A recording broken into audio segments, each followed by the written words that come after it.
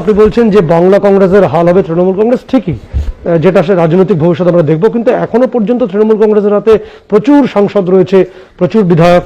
ক্ষমতায় আছি যতদিন ততদিন এসব দেখা যাবে, যেদিন ক্ষমতা থেকে সরে যাবে দেখবেন কেউ নেই।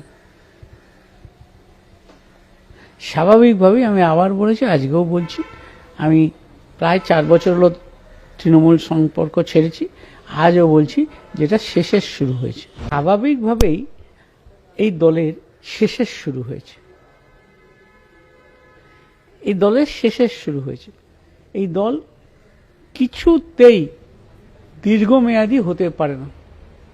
স্বাভাবিকভাবে অপেক্ষা করুন, এই দল ইতিহাসের নিয়মেই, কালের নিয়মেই শেষ হয়ে যাবে।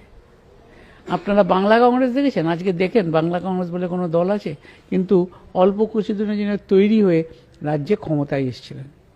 তাই স্বাভাবিকভাবেই মমতা ব্যানার্জির যে তৃণমূল কংগ্রেস, সেটারও শেষের শুরু হয়েছে।